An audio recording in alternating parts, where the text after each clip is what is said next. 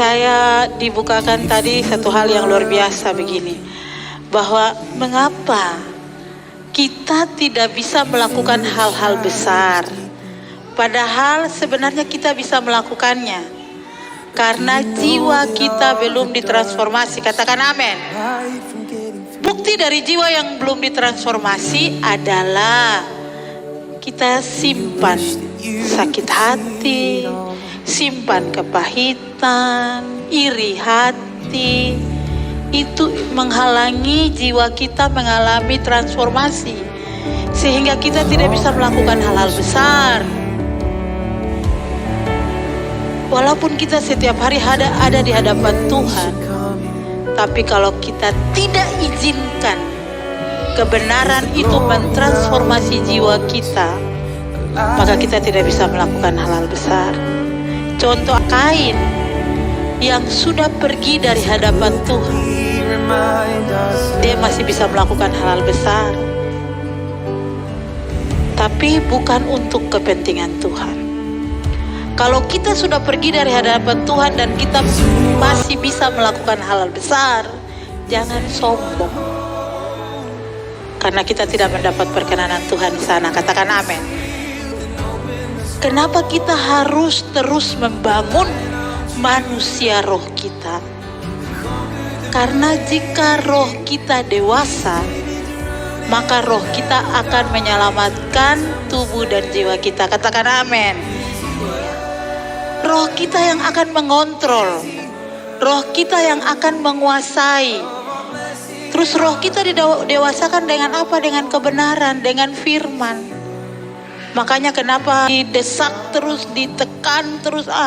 Memang tekan, karena kami sedang membentuk anak-anak rohani kami menjadi dewasa. Katakan amin. Dan untuk menjadi dewasa, makanannya juga harus keras. Kalau susu saja, mungkin badan besar tapi lembek. Izinkan Tuhan yang mengontrol keinginan kita, kemauan kita, kehendak kita. Jangan izinkan daging yang menguasainya. Katakan amin. Sebenarnya tidak ada yang susah. Mama, ikut Tuhan ini terlalu susah, aturannya banyak. Tidak. Terlalu indah, terlalu enak, terlalu enteng dan ringan.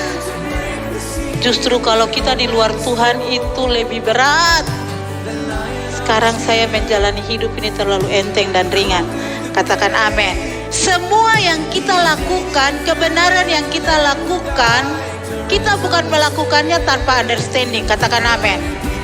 Kita melakukannya bukan karena ikut-ikutan. Kita bukan melakukannya bukan untuk apa kata orang. Tapi saya melakukannya karena saya punya pengertian. Pengertian itu sudah dibukakan, understanding itu sudah diberikan bagi kita. Kalau kita izinkan daging yang menguasai jiwa kita, itu maka kita akan error. Error itu caparuni, error itu sembarangan. Tapi supaya membuat hidup kita tertib, hidup kita terarah, menuju ke masa depan. Semua yang kita kerjakan itu endingnya ada di masa depan. Jangan pikirkan cuma hari ini dan berhenti memikirkan masa lalu. Katakan amin. Kita tidak perlu masa lalu. Kita tidak urus masa lalu. Yang kita urus sekarang dan ke depan. Katakan amin. Masa depan kita itu terlalu indah loh. Dan masa depan itu tidak ada di mana, ada di dalam kita. Makanya bangun terus ada yang di dalam kita. Kalau yang di dalam ini sudah terbangun, tidak ada yang bisa menghalangi masa depanmu. Katakan amin. Ya, apa yang sudah Tuhan rancangkan itu pasti terjadi. Kita tidak perlu bergumul untuk masa depan. Aduh, Pak Pendeta tolong doakan saya, Kak, saya lagi bergumul untuk masa depan saya.